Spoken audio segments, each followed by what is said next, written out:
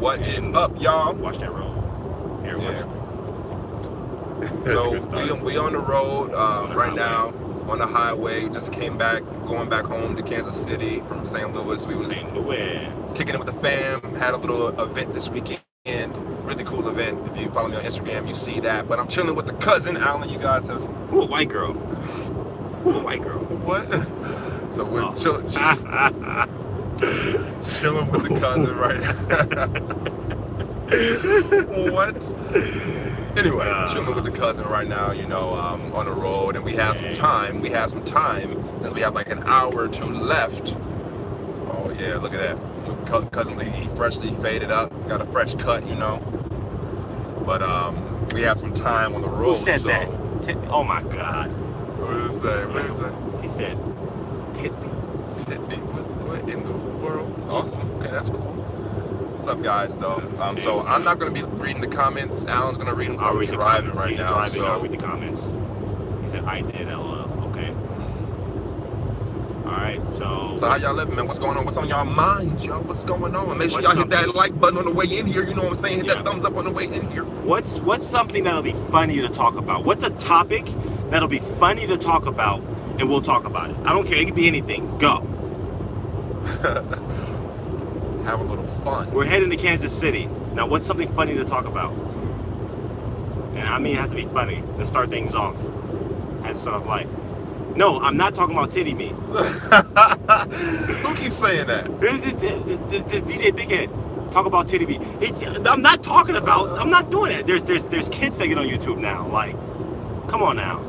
I said talk about. Can we be like? It I mean, okay, but I mean, people why you gotta use that word titty me? Like that makes it so inappropriate. Like, can't you just say like breast assist or something?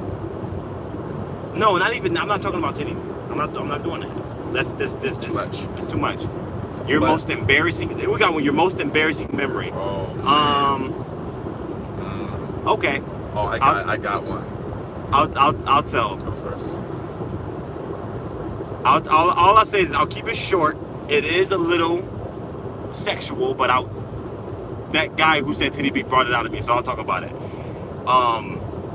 It was a girl I was dating, and the first time we did it, she pat me on I was young. She pat me on the back and she said, "It's okay." Oh man, that was pretty embarrassing. That's awesome. I'm guessing it lasted. It doesn't matter. Not going into detail, all right? Not going into detail. It was a short-lived experience for the both of you, huh? I got too excited. Oh man. And on to the next one now. I remember one. So this is a little bit of a longer story, but it's still pretty short. It's like one of my earliest, most embarrassing memories. I remember it was like in 2nd grade, and the teacher was asking people questions like about like some kind of random question. They had everybody come up and like, you know, when you guessed it on the bleachers, they had you come up in front of everybody and get a sticker, right? They had you come up and get a sticker as your reward. So I got a question right, and I go up in front of the class and I get the sticker, and I do this stupid dance with the intention of making everybody laugh. That's BS. I lasted too long. That's BS. Now go on.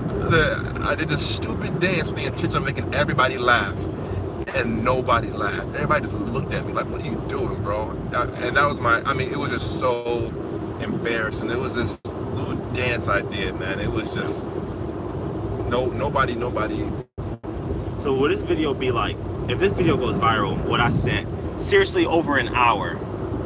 I mean, okay. Oh, good. You know, that's great. And all. It's getting dark. This didn't turn into a vlog about how long our sexual experiences can be. Oh, I'm 1 hour. Oh, me, I've done it for 2 days. I'm 28 hours straight, nonstop. You know, this isn't that. That was just an embarrassing memory, and that was like what? That was like right after high school. I was like 19 or 18. I really didn't care. I was like whatever, you know. But broke my pelvis. See, and now he's going on with it. Oh man, let's move on. What else is going on? Yeah, well, so can we get another? Okay, can we just rewind and start over now? Something funny to talk about. Off embarrassing memories. What's something funny to talk about? Let's not just go down. Thoughts on the Korean War ending. Oh, that's a good one. Thoughts on the Korean War ending. This is going to spark a whole conversation now. So, in the year 2012, it wasn't the end of the world. Okay, we're talking about the Korean War. The year 2012 was not the end of the world. It was the end of an era, okay? And that era was the era of negativity being a little bit more predominant in America than positivity. Actually, a little bit more predominant in the world than positivity, okay? So the year 2012, after that year, when that year ended, that was for the very first time on December 21st, where the world was a little bit more positive than it was negative, okay? So since that balancing being tipped, events, circumstances on a collective conscious level of the entire planet is going to be more towards a little bit more positive than negative. And the ending of the Korean War is a manifestation of the fact that we are now a little bit more positive than negative, and it will actually accelerate towards that positivity. Accelerate towards that positivity more than the negative. No, I'm serious about this. I've been saying this for the longest time. The world is waking up. YouTube, Instagram, Facebook, people, conscious videos are now starting to trend on YouTube. People like Gordon Xavier, people like Teal Swan, Muddy Waters, all of them. These conscious waking up is happening, okay? So the Korean War ending wasn't an end of a war, it was the start of a peace treaty. Let's not focus on the end of the war. Let's focus on the start of peace between North Korea and South Korea. All right, relax. My cousin's, he's the passionate one out of here. I mean, we're both passionate, but he's different. Wake up, people. That's how I like that. Let's turn these lights on. We can turn these lights on. Can we? Yeah. Is that okay? Yeah. Is that okay to drive? We can drive with. Hey, okay. Can you drive on a highway with the lights on in the car? Go. I heard that was illegal. Let's let the people tell us. Whatever the people say, we'll just listen to them. Is that legal? Can you drive on a highway with the lights on? Yes. Got it. That's all I needed. Okay. Someone give your. Oh, thank you. I appreciate that a lot. I appreciate that. I mean it though. I live with this fire. I live with this passion. You know what I'm saying? We feed off of each other. It's a good dance there. He said, Marion said no. But someone else said yes. Now we have 1 for 1. Can we drive with the lights on the highway? Is that? You can get a ticket. Oh. I cannot afford that right now. I cannot get that right now. And I'm driving. You know, I'm. You can't drive with lights. That's Okay, that's another one. Okay, that's okay. Hey guys, how about you talk about the full moon in Scorpio that's happening now? I don't know that. You have any astral projection experience? Does Alan have any? I have some new ones. I haven't. He has some. So we are all born with different gifts, spiritual gifts that we're kind of having accelerated amount of more than others. And Gordon, my cousin, he actually was born with the gift of astral projection. For me, my gift is more, I have a very, very, very active third eye to the point where I feel a pressure on my head when it's throbbing so much. And sometimes when I'm wide awake, I can close my eyes and I don't really astral project, but my third eye kind of opens up and I can, sometimes I fall into a different dimension and I'm conscious in it and it's like, my heart starts beating really fast and then it's like changing the channel to a different dimension. And there was one time where I was like, the skies were blue, like a dark blue, and there was really high tidal waves coming towards me. As when I was swimming through the tidal waves, I was in a completely different dimension. And then I could feel myself snapping back into the other dimension. The first time I did it, I was with Gordo, and I went, and I was like, oh my God, bro, am I still, where am I right now?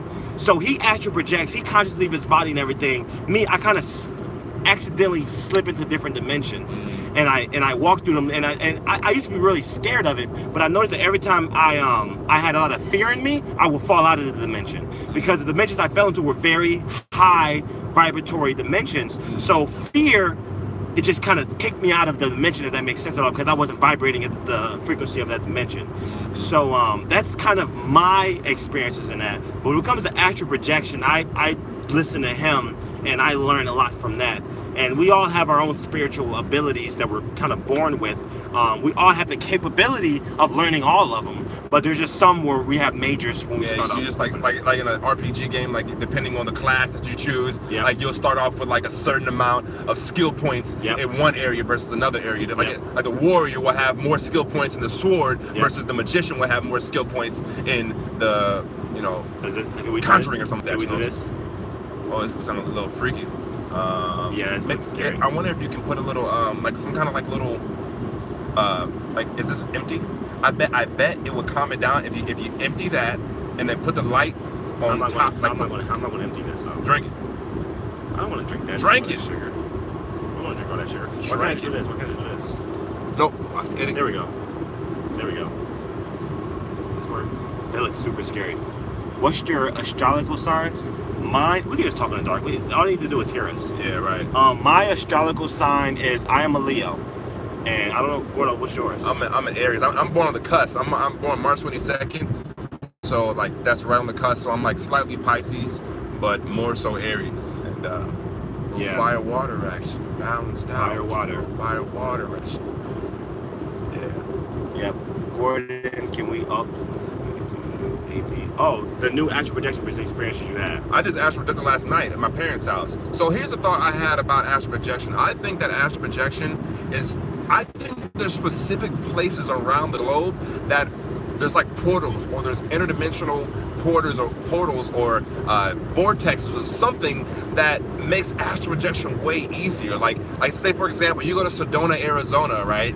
And if you go up in the mountains and you're in Sedona, Arizona, you will feel there is a major energy difference there. There's like a vortex or something open up in Arizona. And so I'm at my parents' house and we're sleeping on the couch, and I said in the previous video, one of my easiest place to astral project is my parents' house. And last night I easily just had an astral projection experience. In comparison, like back home, in my bed, it's a lot more difficult. And so I had one last night, and it's kind of short-lived. I don't remember all of it because if you stay out of body too long, oftentimes you won't remember the entire trip. But last night I remember. Now I don't know if this experience was like, it seemed like it was very much so in 3D, but when I walked into, so I got out of body and I walked into my brother's room. Let's deal with that one. I walked into my brother's room, and it's like he was in the room and he had just turned the light on for a moment, and he was, he had turned the light on for a moment, and he was like adjusting something, getting ready to go back to bed. And I'm in there, and I can see myself all phased out, and I'm in front of him doing something, and he doesn't see me, And so I'm like, I'm thinking that this was like, to me, I thought this was 3D. But when I woke up in the morning, I asked them about it, and they didn't, nobody turned the light on or anything or did anything like that. But so it's almost as if I hopped into like a parallel reality or something that was happening in tandem with, like, right along this one, and that's just what happened. And then there was a part where I saw the window, and I took off out the window, but I can't remember much. I can't remember what happened after I flew out the window. So, but that was last night's experience, and I've had a couple more since then. But I'm gonna make videos on them. I've been the other day. I saw through my I saw through my eyelids when I was in my bed trying to astral project, and it's cool. I'm gonna go into like a whole rant about it in a video upcoming. So there's some upcoming videos. I think this works. Yeah, how's that? It's a little bright. I wish I had content, man. Light reflects off the glasses. Some people said some stuff. Go back and see what well, I can go back. I was watching. I didn't really see anything. I'm using frequencies to normalize each gland. Right frequencies results are crazy. I recommend it. That's good. All of the glands in the body need to be balanced. They are physical chakras. Once that's done, you're in full God mode and can actually project at any time. Oh, getting in alignment. Mm-hmm. Okay, get into alignment. And once the chakras are aligned, that makes perfect sense, So, and one thing that's pretty, one thing I want to add on to that is that anything that, because I can see someone thinking like, oh my goodness, I have to, like configure all of my chakras, and I have to work on each chakra and each physical gland. It can seem like a lot of stress. Anything that you don't want to consciously consciously manage, the universe manage for you. So you can set out an intention that says, you know what, I am setting an intention for all my chakras to get in line, and keep that intention and feel good about that happening, and the universe will do all the work for you. So that's the universe will place circumstances in your life that will push you in that direction to yep. It'll reflect back life to you, so that it'll help you be able to shift whatever you need to shift around inside of you. Yep. And one thing that I bet you were going in this direction to say is love what's easy to love. So if yep. if I wasn't actually, that's good. If there's one of the chakras in your body, like one of the areas, one of the categories that you feel good about expanding and working on, love and enjoy working on that area. And when you love what's easy to love, what you love expands, and so it will begin to affect other areas in your life. And there's something I want to address in there. I know it's kind of hard to see me right now, but I want to give my perspective. And this is me and Gordo we're perfect because we're both balanced. Okay, we're both very, very balanced. He has perspectives that I can never see. I have perspectives and vice versa, you know. So therefore, we have a grand perspective of almost everything because our blind spots are covered. Covered by each other. So someone said on there, they said, "What you guys should both do ayahuasca and tell us about your experience." And when it comes to like ayahuasca and everything, Gordo is like, I'm not saying he's, but when I'm much more open to. He's a lot more open to them experiences. He's way more open to like those psychedelics than I am. You see, so Gordo is open to them and everything, and Gordo with like everything, he's connected with the earth and all of that, you know. With me, my philosophy is that I can have an ayahuasca experience without ayahuasca. I don't like, for me, I just feel like it's already in me. I'm not saying it's always in me or anything. I'm just saying that like I feel like I can have that experience without it. Now, have I had it yet? I don't know, because I don't know what ayahuasca experience is. But all I know is that I've had a lot of experiences. What does YH mean? Yeah, what does YH mean? Please say what does YH mean? I've seen that pop up a couple times. Yeah, explain what does YH mean, please. Glancing over. I'm just gonna wait on you to. I'll just wait. Yeah. Yes. Oh, okay. She said yes. Okay. Oh, you said like yes, like in church, like yes. Yes. Like you heard? Yes. You heard? But yeah. So I'm hungry. I'm hungry too. It's a British thing. Oh, okay. Ah, okay. Yeah, well, that's great. Hey, across the oceans. What's up? Hello.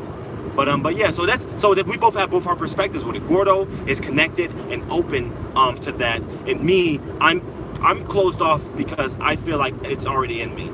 You know, so they're just different. Have you all used marijuana for astral projection? That's not me. That's in my experience, it has not helped. Marijuana does not. Marijuana helps more me personally with like perspective. Princess Fiona, I'll get to your question afterwards.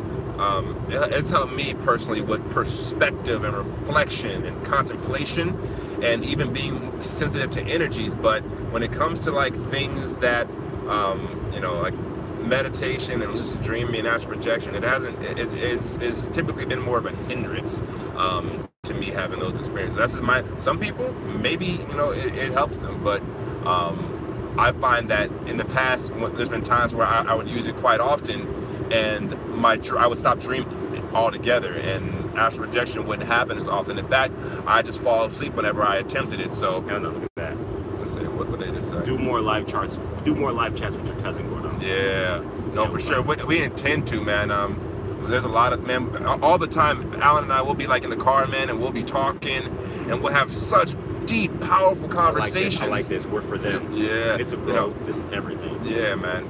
It's cool. You know, we'll have these deep, powerful conversations in the car, and then we'll be like, dang it, we should have recorded that for people to hear, man, because I think there's so many people out there that want to have these kind of conversations that revolve around life and just real life stuff. But, you know, you don't really have a lot of people out there who are necessarily vibrating on that same frequency as you right there. So what I want to, that one girl, she said have an ayahuasca experience without ayahuasca. What does that mean? And she asked me, what do I think an ayahuasca experience is? For me, I don't want to call it an ayahuasca experience, because now that kind of think that if I have a certain experience, it's only by ayahuasca. So when I give it a title, then it's only contingent on an ayahuasca. So I would rather call it, thank you for that, Princess Fiona. It's A-L-L-E-N, by the way. A-L-L-E-N. It's the right way, not the white way. I'm just playing. Oh, okay, hell no. I'm just kidding. So, and I don't want to call it an ayahuasca experience. I want to call it, you're right, it's hard to find people who talk about these things. I want to call it a metaphysical experience. Yeah. And any metaphysical experience is an experience that's beyond the physical. Spiritual experience, yeah, metaphysical experience, any way at all, you know? I like that. So I just call them metaphysical experiences. You're turning me on. And we can have these metaphysical experiences at our leisure. Actually, every time we go to sleep and we have a dream, it's a metaphysical experience. Your dreams are actually just your astral body, your soul leaving your body to rejuvenate itself. And so that's why it's not really to charge your body, it's to charge your soul. And to satisfy all the desires it has that sometimes your physical world around you may limit you from having, you know. So, you know, the soul wants that freedom. Wants that freedom. And so, and it will do whatever it has to get that freedom and to get those experiences satisfied. So that's where dreams come in. Exactly. Good questions, good comments. Let's see what else we have. We have, it connects you with earth frequency, the source. You can purge and clear yourself gently. You can have moments of connection with the same effect. See, connecting with earth frequency. I like that. It's hard to find people to talk about these things. Yeah. See, now here's the thing. She said it's hard to find people to talk about these things. If you continue to say that, it'll continue to be true. It is not hard to find people to talk about these things. Go on like Facebook or like Twitter or something that it allow you to talk to a bunch of people and just say, hey, I am trying to spiritually wake up, and I was actually join the Teal Twilight. Let's Evolve.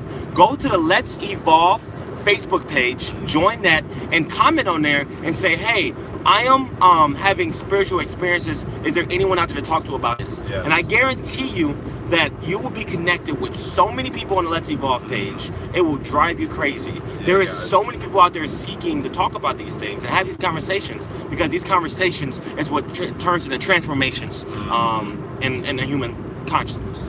Amen to that. And I was going to ask him to that, I forgot. I got lost up in what you were saying. It's good. Any dreams you had while asleep manifest in your life recently? With me, yeah. With Gordo, with Veronica. Remember a while back I was telling you about that the dream I had where you guys would like you know, kind of like talk and stuff, like the girl that you used to date. I used to date. I had a dream that they were going to talk and come to some kind of, you know, resolutions and talk things out, and then very much so right after that, some healing took place, some rearranging, some, you know, addressing took place, and it was very much so in alignment with that dream. So that was kind of cool. It's interesting, you know. Dreams is like, you know, dreams are sometimes the human way of picking up on vibrate. You know, everything is happening now. The past, the future, it's a mind thing. That's a mind thing. And everything is happening right now. And, you know, there is no such thing as time. And so when you begin to open yourself up and you become sensitive, oftentimes in dreams, you'll find that, you know, you begin to pick up on different things happening in the now. And, you know, and so sometimes that's why you'll have dreams that you'll say it happens in the future, but it's all vibrating together, right? And everything is vibrating everything. Everything is everything. You know, and so it's not a weird thing when you begin to have those kind of dreams. It's just you're picking up on another, you know, a vibration that exists. You know, if it exists, it exists. And somebody said that dreams are what sometimes can be what's going on in your subconscious. I would love to expand on that. If dreams, they're a reflection of not only what's going on in your subconscious, but what your superconscious is trying to tell you something. You know, if there's something that's beneficial for you to grow to, or grow from, you will experience a dream about that. So for example, someone's in a relationship that's not serving them at all for a very long time, and all of a sudden they have a dream of them in bliss with another relationship, you know? So we have memories based on, you know, previous thoughts and also emotions tied to those memories as well. So sometimes you can have an emotional dream, that's why you remember it, and the emotion was sparked from your superconscious mind into you, so you remember it, you know? So it's a very complex process that happens to get you to remember your dreams. But believe me, if there's a dream that you remember, don't think that, oh, it's in my subconscious. Think that, okay, this serves me a purpose to remember it, otherwise I wouldn't remember it. So what purpose does this dream serve, if that makes sense at all? Good question. Let's see what else we have. It was a lucid dream. What do you guys talk about starseeds and indigo children?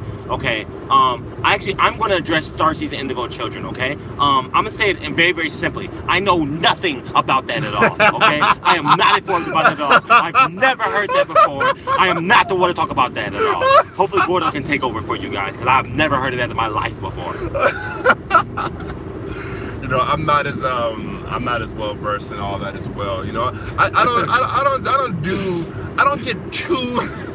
Bro, that caught me so off guard. Bro. I thought you was better drop some bars or something with the energy you have mustered up. That was a turn. That was a turn of events. But you know, I think star seeds and indigos, man. I mean, a lot of people are indigos. You say Thank you, Fiona.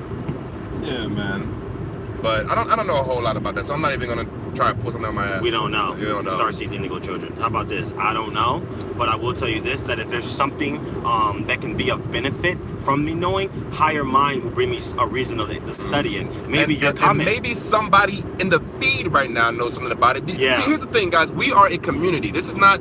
I know this channel is called Gordon Xavier, but it's not just. This is a community. This is an evolutionary community of people. Let's evolve. I'm bringing the old intro back too, by the way. I made a new intro, guys. It's gonna be cool. Gordon, do you want to bring up that Facebook page, Let's Evolve? Yeah, man. Yeah. And make that a community page. Yeah.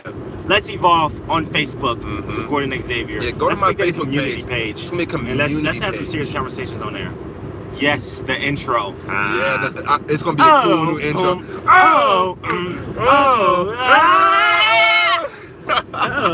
Yo, it's gonna be cool. I got a new intro coming, man.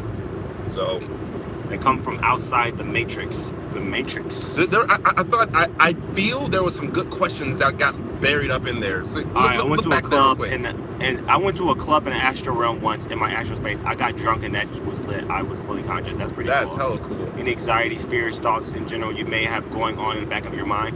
Ooh, any anxieties, fears, and thoughts. I like that. Let's address that one. Do I have any anxieties, fears, of thoughts? Honestly, see, now you're going to cause me to do some shadow work, you know? Shadow work is the process of deliberately going into our subconscious mind to pick out those fears, anxieties, those lower vibrational things for the purpose of healing. And I usually don't go there because here's the thing about shadow work. Going to those fears and anxieties, you don't have to. You feel me? There are some spiritual teachers that teach that you have to go to your past hurts and traumas to heal. You don't have to, okay? I've actually had a bit of an awakening some time ago, and I've experienced intuitive that I am the aspect of divinity, the aspect of God that we call freedom. So everything I say is going to come from the perspective of freedom. So that's the only way I speak. So we don't have to go to the anxieties, fears, or anything. But if it feels like it serves you to do that, you're more than free to do that. You know, if you feel like, oh my goodness, I feel like this way will work for me. Everything is a truth, not the truth. I repeat, everything is a truth, not the truth.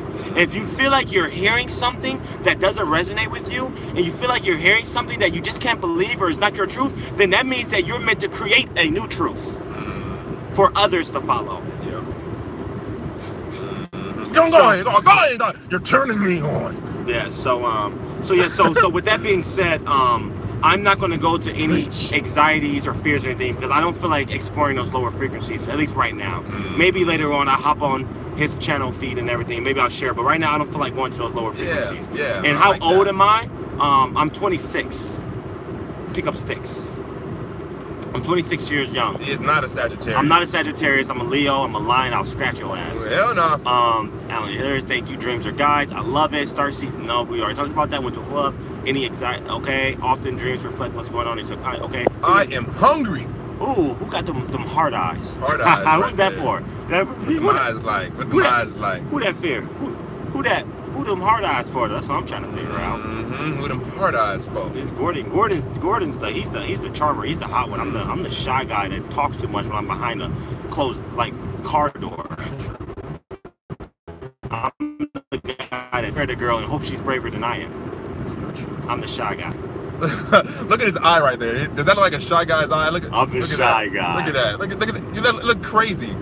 Oh my god. Yeah, man. What else y'all got, man? If y'all had a question and you got lost up in the sauce, oh my god, if your question got lost up in the sauce, what y'all doing? Go ahead and ask that question. She said, where y'all going? We're going to Kansas City. going back home. We're going back home to Kansas City. Yeah, we just left Kansas. I mean, St. Louis. We went for a weekend event. It was a beautiful event. Follow me on Instagram. If you don't follow me on Instagram, you can see it was a suit and tie. It was a suit and tie event where it was a bunch of people within our community coming together to promote positivity, love, and especially within the black community, because media tends to sometimes portray young black men as thugs and all that stuff. So people in the St. Louis community came together to promote a different image for that group of people, and it was fun, man. We were all fresh to death. We was fresh to death this weekend. Fresh to death this weekend. It was cool. I ain't wore a suit in a minute. I felt like Will Smith. Yep. Come on with the question. What are the comments you guys have? What y'all got, man? I'm going back into life. You know, if y'all haven't, go ahead and hit that thumbs up button while y'all on here. Go ahead and give this video some engagement. Everyone hit the thumbs up button right now. Thumbs up button. Go ahead. And also follow I am Gordon Xavier. That's him on Instagram. And as far as me, it's just at Allen J Big, ALLEN J Big. I don't really have as much content. I have content on my Instagram, but like I'm learning from this guy how to get my stuff up as far as social media. Because I used to just post a positive. Oh, and I don't know who's all on here, but I want to get some shout outs to people who got their Evolve shirts. We have Aloysius in the building. I don't know if he's in the building or not, but thank you for getting your Evolve shirt. Aloysius went and took some beautiful pictures in those shirts, man. I gotta shout you out, brother. Antonia, thank you for getting your Evolve shirt. We have Sahar, I believe, who got an Evolve shirt today. We got Jonathan Blunt, Evolve shirt. Shout out to all of you guys, man, for supporting the movement and representing your evolution. Let's build this community and plant seeds in people's minds to grow personally, you know, and evolve collectively. That's where it's at. Go ahead, let's hit. So we have a couple more. First thing, someone said I still can't astral project after watching videos, blah blah blah blah. After watching, okay, so you still can't astral project. Are you focused on the fact that you can't astral project, or are you focused on the feeling of your success of astral projecting? Focus on that. See where that takes you. Have you guys heard of Dolores Cannon? Sorry, Fiona, I've not. But put us on. Put us on. Yeah. Go to Let's Evolve. Go to Let's Evolve on Facebook and share a link. Yes. Go on Let's Evolve on Facebook and share a link. Suppressed emotions from past trauma is kept in the body as physical tension, and those energy blocks can get in the way of everything from speaking eloquently to your higher self. See, that makes perfect sense, okay? So when you have suppressed emotions that's kept in the body, so I'm gonna go back to what I said about shadow work. That you can have suppressed emotions, but keep in mind that you don't have to go into the dark side and focus on those negative emotions. You can just focus on feeling good, and anything that's suppressed will naturally surface to be attended to. Because for you to hit your next higher frequencies, anything that's a barrier, it's kind of like when you're going deep into the ocean, and then all of a sudden, like, the deeper you go, to realize it can be there's things that can hold you back, like junk in the ocean or whatever. So you'll come across that junk, that's that limitation, and you can just slowly just move that out the way. You know, and you can keep going deeper and deeper and deeper and slowly move it out the way. Inspired. Yeah. Beautiful. What y'all think about monogamy? Let's go! I'm turbocharged today. Isn't that funny how that came up and we were just talking about that? We were just talking about that, okay? I'm gonna keep it very, very brief, very, very simple, because I've actually I met a very, very interesting girl. I will leave her name undisclosed. No, I'm not in a relationship. No, I don't have a girlfriend. I'm not married or anything at all, you know. But like, I have to say that this girl has my attention. And she definitely is a one-of-a-kind girl I've ever met. And the reason why I'll say this is because when I met her, within the first week or so, or a couple of weeks, I started talking to her. I've noticed that she gave me this heart crystal. She's absolutely phenomenal. And she says to me, she's like, Alan, I want you to know that I want you to be completely free if you're, you know, if we're engaged with each other at all, if we're involved with each other. I'm like, what do you mean by that? She's like, that means that I love you. And I'm like, what? She's like, I love you. I love you for your freedom. Do whatever you want to do. I'm like, so you tell me I can go to like a bar and talk to another girl? She's like, that you do whatever you want to do. Because my love for you is not contingent on what you do. It's contingent on who you are and contingent on who I am.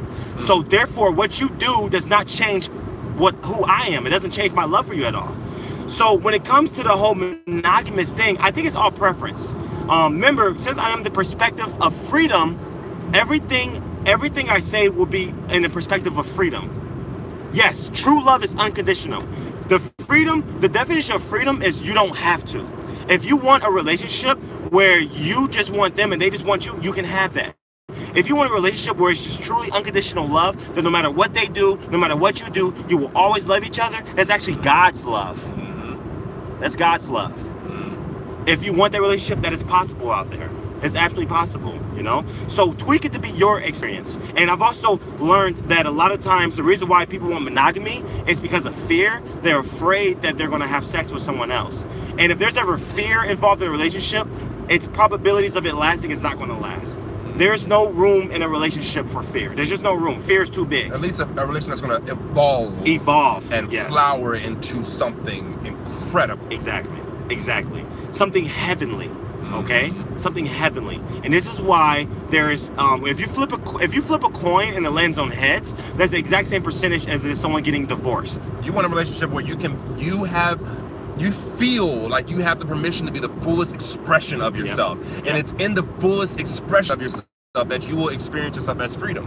You know, and that's what we want to experience here in life. That's what the evolution of ourselves is. We're trying to embody as much of who we really are as possible in this lifetime. And so really we're not even evolving what we are. What we're really doing is shedding what we're not. Ooh. And in shedding what you're not, you'll see how free you really are. The programming, the conditioning, all of that stuff. Most thoughts that we have been given to us. And so it's a matter of deconstructing it and getting rid of what does not resonate with you on the deepest level. Okay, Princess Fiona, you're asking some phenomenal questions. Go to you. Own it. I'm done. Okay. That's it. So, Princess Fiona, I'm gonna answer two of your questions. First things first, you said, what is your view on soulmates? My view on soulmates is that the moment that you put more emphasis on you finding your soulmate, you'll never find them. Your emphasis should be on becoming the person that you choose to be. You want to be. Become you want to attract. Yes. Focus so much on developing yourself, growing yourself, loving yourself, that your soulmate will be attracted to the love that you have for yourself, not for them. Your soulmate loves the person that loves themselves. And what's and make sure I'm going the right way. GPS. Oh yeah. Still going the right way because it says go straight for 204 miles, and that was probably like 100 miles ago. Yeah, let's find out. But I want to make sure I'm still going like what they would consider straight. We're still. No, you make me want to shout. We're still very much in this. Okay. So yeah, so that's our view. At least my view, at least on soulmates. People get wrapped up in finding their soulmate, feeling incomplete without them. And I'll add on to that. You know, that perspective. There's this book called Conversations with God. Right? It's an incredible book. Guys, if you have not read that book, read book 1, book 2, book 3, and there's a book 4. Book 4 is a bit of advanced. So you want to do a lot of growing because I'm still trying to like even wrap my head around a lot of stuff in book 4. But in one of the books they talk about how everybody is your soulmate. Everybody is your soulmate because we're all sharing the same soul at the end of the day. We're all connected to the same source. And that source is our soul. That source is the thing that's giving us life, it's animating us, you know what I'm saying? So we're all soulmates. We're just like we're all earthlings and we're all earthmates. We're all in this together and we're all connected. You know what I'm saying? We're all connected. And when you begin to really accept that and hold on to that, you'll be able to see the soulmate in everybody that you meet. Conversations with God. That's the book. Conversations with God by Neil Donald Walsh. Another question just came up. If that's your thoughts on monogamy, then what do you think about the importance of the family unit, especially in the Black community? Okay, so I kind of want to just pick that apart little by little. The fact that you said the Black community shows that you still have an emphasis on a community that's smaller than a human race. Okay, so the perspective for me is I admire the Black community, but what about the Asian community? What about the Vietnamese community? What about the white community? What about the Mexican community? Okay, let's focus on powering the human community, and then the Black community would naturally be evolved by the human community. And the Black community will dissolve into the human community. Exactly. You know, that's a real goal we want to do. Because I notice, man, the more, I mean, yeah, there are issues within certain groups of people. But as we begin to really, really focus on those groups of people, we make groups of people more of a thing, and that creates the mentality of them and then us. It creates more separation. I was sitting in this barbecue spot the other day, and I was getting some fries or something, and I was sitting down. There was this commercial that came on. It was like black people meet, and it was cool. It was a cool commercial, you know, like if you want to meet black folks, you want to be. But there was a bunch of people in there, and I could sense how that commercial was reminding people of how we're programming people to remember that, hey, we're not all connected. Yes. Hey, we're all, hey, you're in your own group. Yes. And it's programming, man. It's a war tactic. It keeps us weak. You know what I'm saying? That's what it is. But going back to what you're saying, I think elaborate on the family aspect, though, the family aspect, in general. So basically, in layman's term, you strengthen the black community by strengthening the human community. Then that's the easy way to eradicate that. Now, so as far as the monogamy for family, you're right, division destroys. As far as the monogamy for family, that's absolutely important, okay? Now, there are some, like I said, there are some people that prefer a family. There is nothing wrong with wanting a family and being a father, mother, okay? On one condition, you are following your highest joy. Your highest joy is to be a part of that family. Your highest joy is all of this, okay? A lot of times the problem with families is that, like, they'll stay together but in spite of them, like they're not being happy together, and now their kids are seeing that you have to settle for things in life. Okay, I would rather my kids see that, oh my goodness, if no matter how sticky the situation is, if I follow my highest joy, the universe will always take care of me, even if that means not being involved in the family, even if that means going to be a painter if I want to be a painter. No matter what, always follow your highest joy. So if your highest joy is to stay in that family and to have a family, then stay in it. But if your highest joy is to maybe kind of step outside of it, like, listen, I'll take the kids on the weekends, divorce, however that works, as long as you're following your highest joy. I'm telling you this because I never had a family like that, but I've had an experience of being in a relationship that I had no business being in. Yes, there was a time where I was happy in it. Yes, there was a time where I was loving in it. But there also was a time when I was done with it. And I stayed in it a little bit long enough to be done with it and get hurt. And I'm telling you, it hurt. It hurt bad. So if you're not following your highest joy, it can sometimes be your greatest hurt. So just seamlessly follow that joy, I promise you. And remember, a million no's from people doesn't mean anything from one yes from God.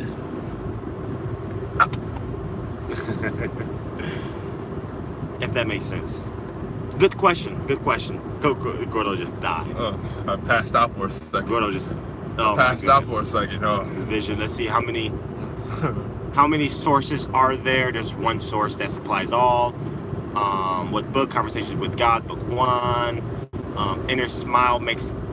Okay. Sir Gordon Xavier needs an app that allows us to play his vocal affirmations wherever we want. Ooh, I like that. So, and here's what's coming, guys. So, you know, we're working on a lot of stuff right now, but what's coming is I'm about to start doing guided meditations. So I'm about to create a bunch of guided meditations. I have some binaural beats that I'm working on, and as people begin to support this channel through Patreon and through getting involved, I'll be able to take those fundings and be able to create more stuff for you guys with this. So, like, I want to create a podcast and I want to create guided meditations. I already have some equipment that I can use to create some guided meditations, but you know, I need a little help. Also, there's a lot of things that Gordon's working on, a lot of good ideas for the future that people are starting to get access to before everyone else.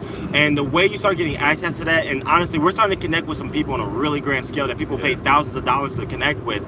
And all you have to do is become a Patreon of Gordon's, and then you get like all of it, like before, like things that you guys are asking, we're already on top of, and we're partnering with other big names as well. So go to patreon.com/GordonXavier. You can join the $5 Holla Club. If they don't take it out, it comes this monthly, it's $5. You support the channel, you get access to exclusive stuff, and actually people that get higher level tiers of patrons, they actually get direct one-on-one coaching. I've watched this man transform people's life. I've watched this man help people go from a place they were in life to he actually helped me attain a residual income, and that's just another business and everything.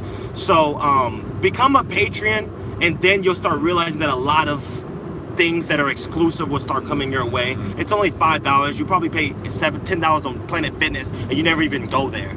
So, so I mean, like, it's worthwhile if you truly just support. I don't. And also right now I have a promotion. So I have 5 people since I started the promotion that have joined Patreon, but. So the next 5 people, I'm gonna do a drawing out of these 10. I'm gonna go on the street for random people, and the 10 people out of those people that become patrons, I'm gonna pick 2 people. I'm gonna have somebody randomly pick 2 people out of that to get a free coaching session from me. And so we'll have a whole hour session where we can talk about anything you want to talk about, and we can dive deep as you want, and I'll do my best to serve you, you know, and help you with your goals, you know. I tell you what, you want to up it up a little bit? Yeah. Out of that, okay, if anyone joins tier 2 of a Patreon, at least tier 2 or 3, you'll get a coaching session from both of us. We'll both put both our minds together, and we're all yours, 100%. Yep. You'll get that, you know, because I feel like you guys really deserve, like, transformation. Like, all I speak on is anything towards someone transforming. Like, this is not really motivation. This is transformation, okay? Motivation gets you going. Transformation gets you there.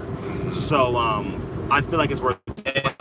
And you know, what we're doing, guys, is we are seriously trying to impact the world. We're seriously trying. We're not trying. We are impacting the world. We are impacting the world. And what we're doing is we're building an empire of people, of thought leaders. We're bringing thought leaders together, and we are going to impact people.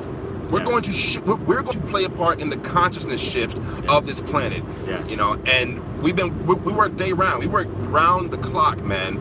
You know, we're driving 4 hours from an event that we just left. We're working around the clock, man. So, you know, we're gonna make a difference, and we're gonna do it with you guys. Okay. Oh, and we got another question. Gordon, I'll let you lead with this one. Hi, what do you think about parallel realities? Greetings from Buenos Aires. Greetings from America. But as parallel realities, you know, so one thing I'll say is, I'm a student. I'm an explorer of consciousness. So I can only share my thoughts, my opinions. I don't know the facts right here. You know, I'm exploring. I'm learning.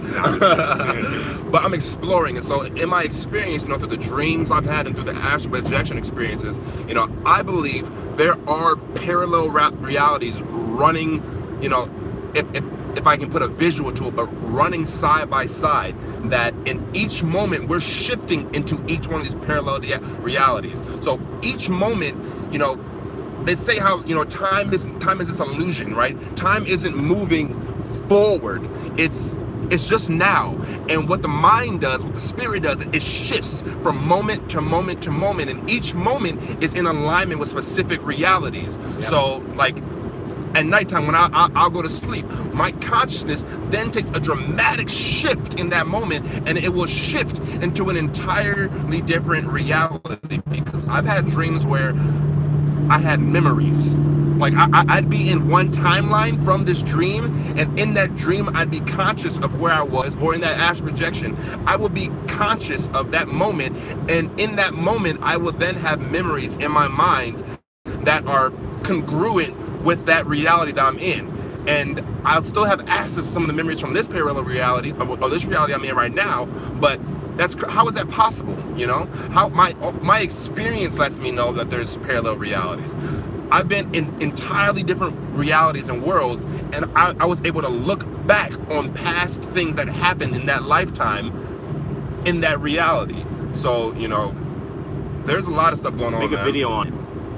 Yeah, I will. I have an old dream log talking about parallel realities, but I'll dive deeper into it, man, because there's some, and I think Alan and I, we had some really cool conversations. But you know, the thing is, the now is so large, man. The now is endless, and in the now there's infinite possibilities. That the mind, because of you know, the deeper nature of humans, the mind and the spirit, we don't really know limitations. And so when you get in alignment with that, you can access all these, you know, possibilities. You can access all of this. Pimp Alchemist. What's up, Alchemist. Cousin? So we had a really good question. First, someone said there's a parallel reality for every scenario. That's absolutely correct.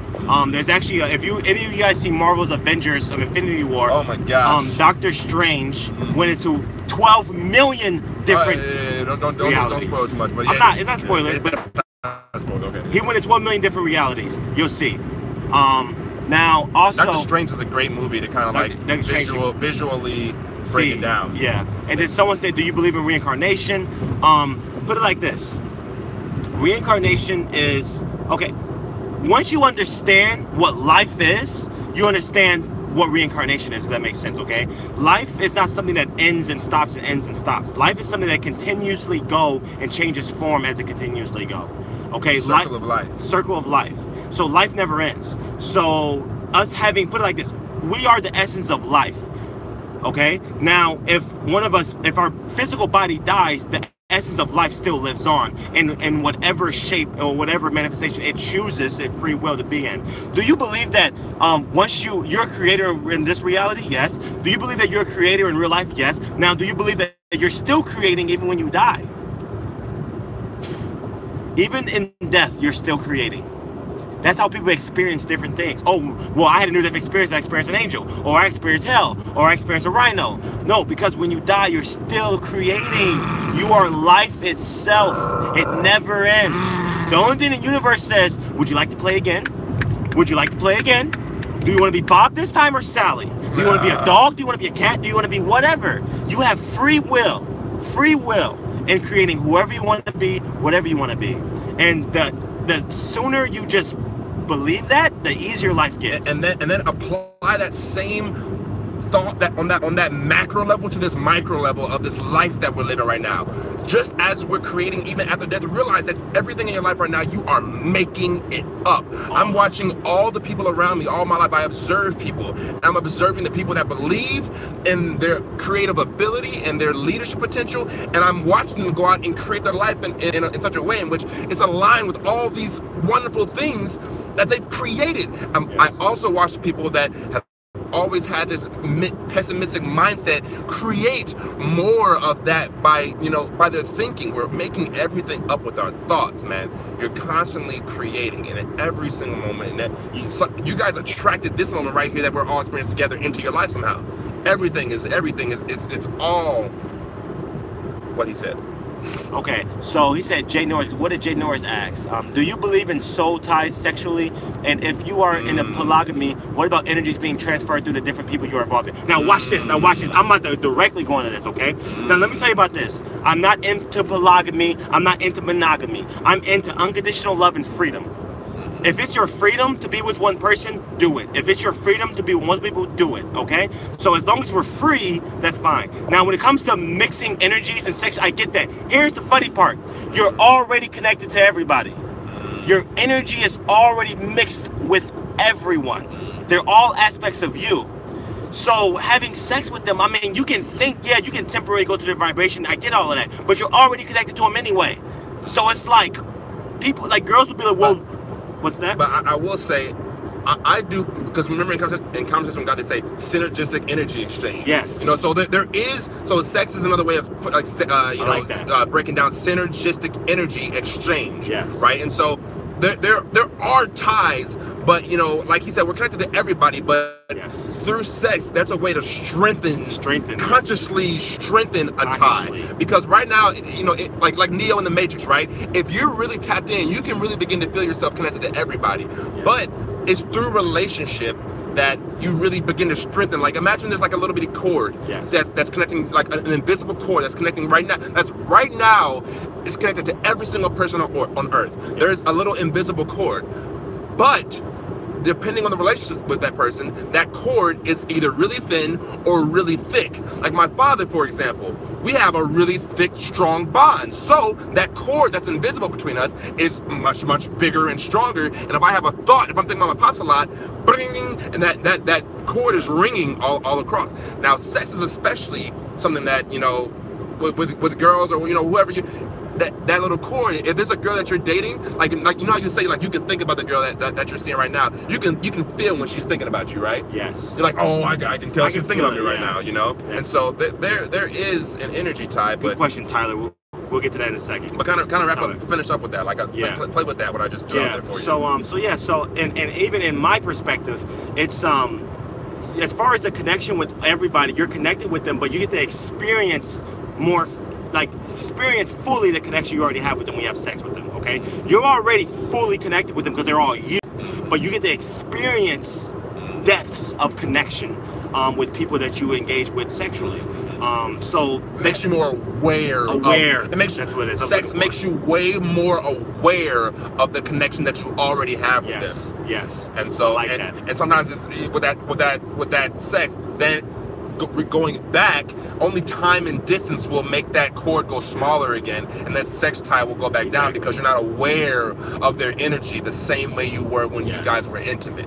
And honestly, it is our human conditioning that makes sex such a taboo. Why does sex have to be such a taboo? I can say you had peanut butter and jelly today. You drove to work today. You had sex with 5 people. All of a sudden it's like, and one of them is, oh my God, no, what? You know? You watch Cat and Dog. You watched that movie Cat Dog today. So you watched the TV show Cat Dog today. You watched the TV show Rugrats today. You watched porn today. You see? So we add the taboo-ness to something that's perfectly natural. So that's that. Now something really good as well. Have you? No.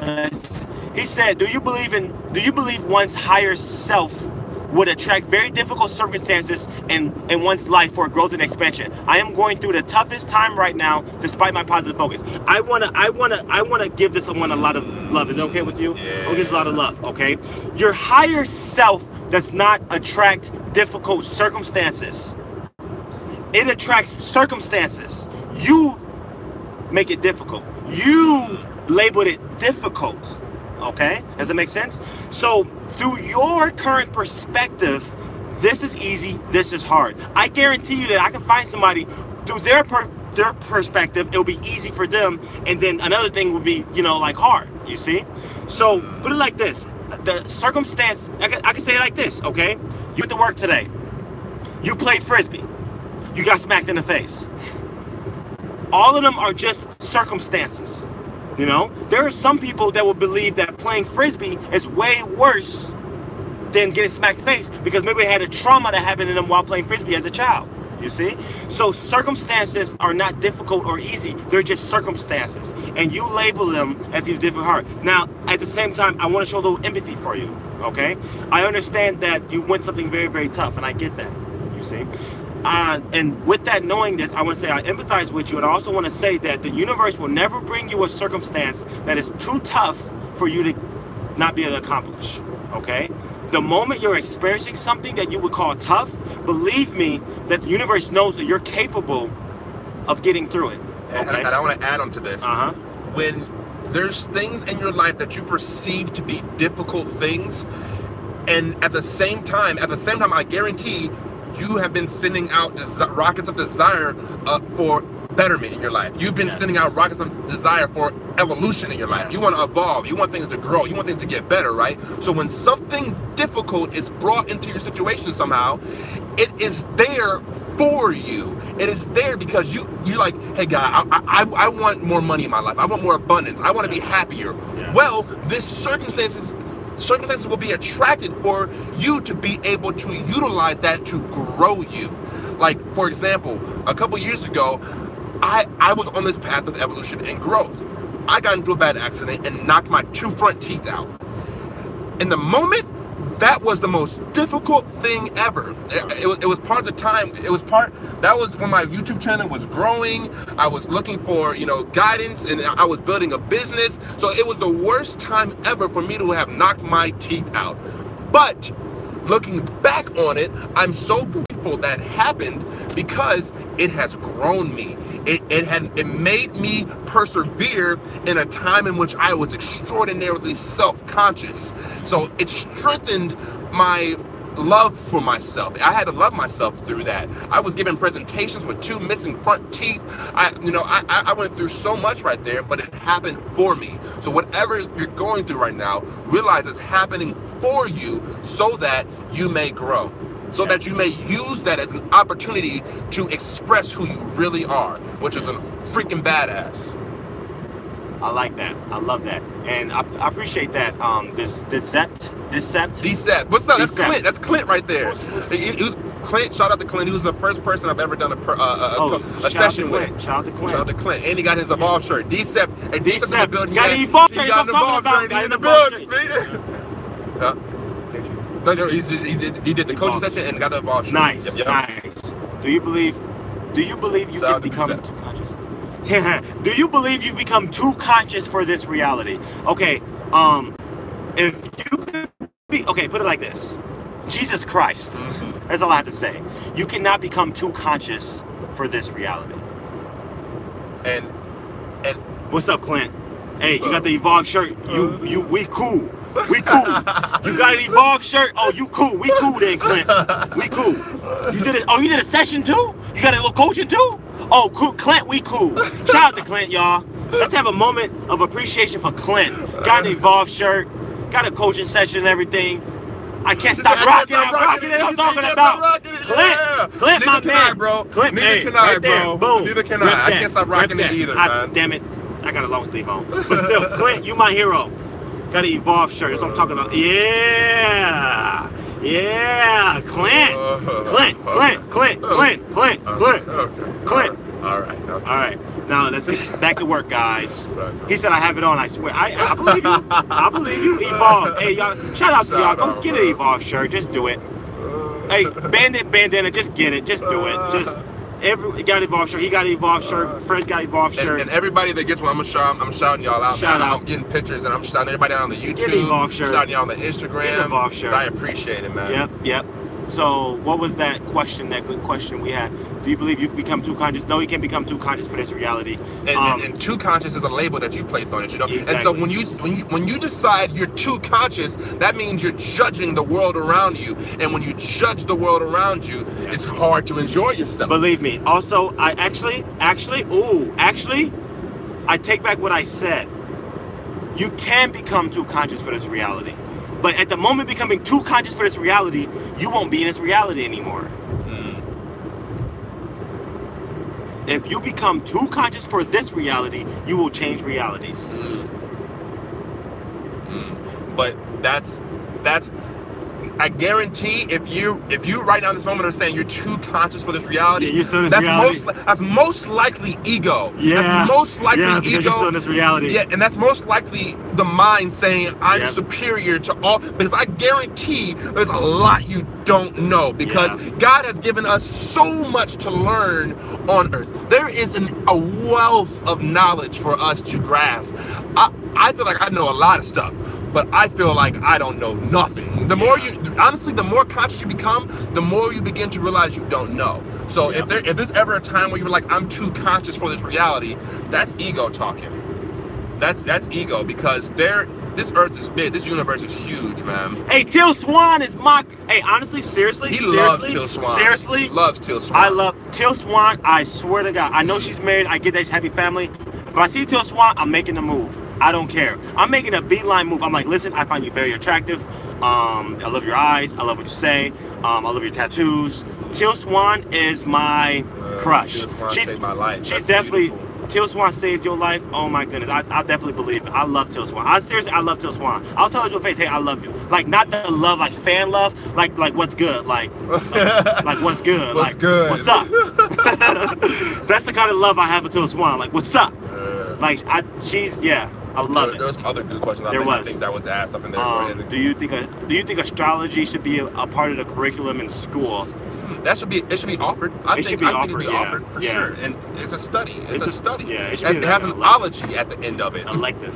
Yeah, it should be not a mandatory. I mean, because it's interesting, but like I think learning of higher ways should be a mandatory in school. Higher ways of living, evolved ways of like unity and oneness.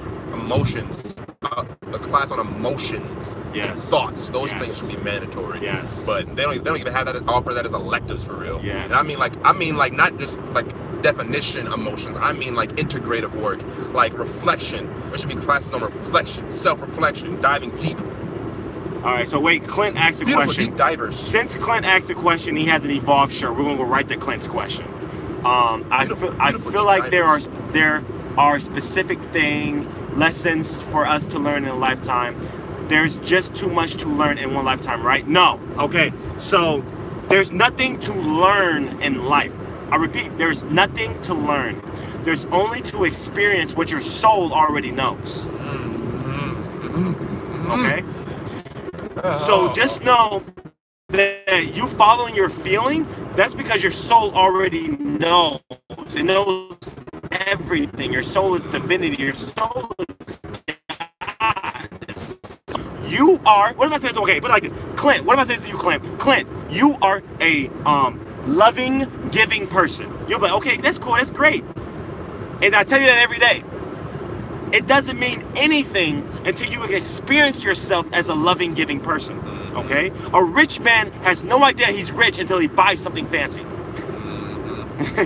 A poor man has, a quote-unquote poor man, has no idea he's poor until he sees what someone else has and he experiences the hardships of life and everything. Okay? So, you are here to experience what your soul already knows. Your soul being the highest sense of you, you have nothing to learn. Your freedom lies in that fact right there, that you have nothing to learn, that everything you're experiencing is just for the betterment of your conscious growth. Like, seriously, you're not stupid. You know, you're the smartest, divinest being in the galaxy, in the universe. You've just caused yourself to not know that as much now, so you experience it. Evolution. You've given yourself this illusion. Yes. You know, we've given ourselves all these illusions so that we may experience ourselves as what he was just saying. You know, it's all about the experience. I think that's what we're here on Earth to do. It's like this physical realm is a playground for us to be able to experience ourselves. You know, because think about it. Think about how much your body is doing without you. Think about your DNA. Think about how much is already known within your DNA. You know what I'm saying? Yes. And so it's all already there. It's just, you know, now it's unlocking all of it. I want to go over this one really quickly. It says, do you feel your soul decided to do this lifetime to learn experiences or prepare for growth? Pimp, Alchemist, it's honestly neither, because it has nothing to learn, and also prepare for your growth. It's not preparing for our growth, it is growing while we're here. So yeah, the soul is automatically growing. It's always everything in the universe is always expanding. It's growing and expanding. If people were given the tools to help self-heal mentally, spiritually, there would be so fewer problems. No, there wouldn't. The problems are the tools. The problems are the tools to help us self-heal. Okay? A lot of times we label problems as problems. If we label them as just growth opportunities, then they'll suit their purpose. Okay? Do you guys think that it's necessary to be vegan, or you can eat what you want? Put it like this. Okay, let me tell you on the highest sense, okay? What do you believe? What you believe you can eat and it brings you joy and you truly believe it fully will be your diet. 100%. We actually, one of our little secret, we received mentorship from an entity in a non-physical. His name's Matthias, and he's channeled by someone here in Kansas City. In fact, I have videos of Matthias. I'll be sharing them on the YouTube. Yeah. But it's amazing the information that comes through this guy. So we're very, very grateful that our mentor is a non-physical entity, which is pretty cool. But it's very, very wise. So yeah, you can be vegan, meat, whatever you want to eat, whatever you feel good about eating is actually the best for your body. Because if your body wanted something else different, you'll feel bad immediately when you think about eating that. Like I remember when I was vegan, when I was vegetarian, and when I've eaten meat. Yes. Every shift was my body was telling me to do it. You know, like when I went vegan, that was something that naturally happened. You know what I'm saying? So, but when I went back to eating meat a year or two later, my body it felt just right to do so, you know. So it's like I listened to that, and instead of trapping myself within a label and now not allowing my soul and you know everything to flow freely and to do what it needs to do for it to grow, I went with that, you know. And yes. So it's like just go with that, and you'll find that you'll perform at the highest level. Yes. You know, for all of that. Now, there's different reasons why people go vegan and vegetarian, but and that's once again an expression of who they are on the deepest level. You know. And someone said, well, when you absorb the energy of the animal or plant you ate. Okay, I like that, you know. And so okay, so absorbing energy, put it like this, you would experience the energy. Absorb kind of feels like, oh, it's a part of me now. You would experience the energy of the animal you ate, but if you're so deep in your experience of your higher self, it'll just pass through you through a glimpse of time. Yeah. Like, it'll just I'll say, there's a difference between absorbing something and then holding on to it. True. You know? Because if you're sensitive, you can feel when different energies enter your body, right? And you will then be able to release those energies. So like when I was vegan and vegetarian, and then I went back into eating meat, I noticed that my level of fear, and I made a video a while back talking about how you would absorb it, because that's where I was at. That's where I was at. That's what I believed. And so because I believed that, that's what I experienced. But as I shifted back into, you know, consuming meat, which, and who knows, maybe in the future I may be moving back towards the vegan. He doesn't eat meat at all, you know? And so, and we still have love, but we're all on the same team, you know? But, you know, I remember, but even as I moved back into that, I was still me. I still was centered within myself, and I still had all the same emotions, you know?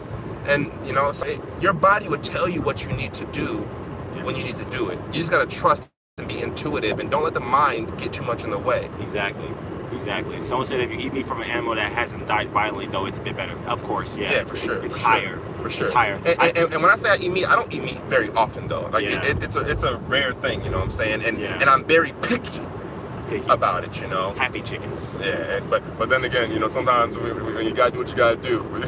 I got it. It's money. A real good question. Tyler Rothman. Yeah. What's the difference between trying to change an unwanted circumstance and resisting a circumstance? Can you accept a circumstance while also trying to change it? Okay, so put it like this, okay? Accepting your power is understanding that the circumstance is just what happened. Your power lies in knowing that there is no built-in meaning in the universe, okay? There is no built-in meaning. You are a meaning-making machine, okay? Our lives are meaningless, and we are meaning-making machines. I'm telling you, I bet you that there's an opportunity where your circumstance that you feel like you have to change would be the preferred circumstance of someone starving in Africa. Someone starving in Africa will take your circumstance in a heartbeat. It's the highest joy probably for them. You see? So just know that. So you change your circumstance by accepting it as nothing but a circumstance. And be like, you know what? I prefer this or not prefer this. When you feel like I have to change it and everything, now that's a vibrational, like I feel guilty, blah, blah, blah. This is a circumstance. This is what's happening. There's no meaning with this. I'm living it meaning. I give it the meaning of, okay, this is cool and all, but I prefer this. And focus on the feeling of the preferred circumstance. Don't focus on just the circumstance. Focus on the feeling of the preferred circumstance. Higher mind will calibrate to circumstances that brings you that feeling, because higher mind knows the feelings of the circumstances that it can bring you. So therefore, you will transmute circumstances of higher mind bringing you circumstances that gives you that feeling that it knows you can have, that it knows that you want. Higher mind knows what you want because higher mind is you. So by feeling the circumstances of ahead of time, you will bring the circumstances preferred to you. Okay? Does that make sense? And it'd be so much easier to, you know, one philosophy we have is, you know, I do 30% of the work in life, and I let the universe do the other 70%. So when you're living from the place of experiencing that feeling that you prefer, now you can move forward in a way in which you can meet the sender halfway, right? You can meet the circumstance halfway when you can move forward in a way if you feel the feeling. I just got a real deep question. I'm going to do it. I'm going to do it. Someone said, "What are your thoughts on suicide?" Okay. Are you ready for this? Are we ready for this? Yeah, be choosy. Okay. Suicide. Here's suicide.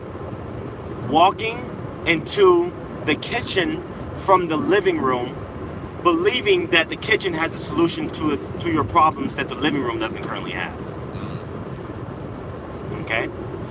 When someone kills themselves, when someone do anything like, and suicide is bigger than just killing yourself instantly. If anyone has ever smoked packs a day or whatever, or consumed drugs that they know can kill you, that's a slow version of suicide. If they're consciously like, this is killing me, you see, and deliberately, you know. Now, obviously there's toxins in the air, I get all of that, but that's just that. So if a friend committed suicide, just know through their perspective, they were trying to escape something. And in reality, they probably went into the non-physical. They're like, God damn it, I want to go back. What am I doing? You know, because they're going from the living room to the kitchen and like, damn it, it was way more fun in the living room. I guarantee you that a lot of suicide people has came right back to Earth within a very short period of time. It was like, okay, that wasn't the best move. I'm gonna come right back. Okay, but they experienced committing suicide to learn that. Sometimes experiencing doing something dumb teaches you to never do it again. You see? So literally, we got to get this life and death thing straight. Life and death, there really is no death. They're just going from physical to non-physical, the physical to non-physical. You go to sleep every night. You go to the non-physical every single night. Okay? So don't have fear. Someone said suicide is the worst thing you can do. No, it's not. The worst thing you can do is not live.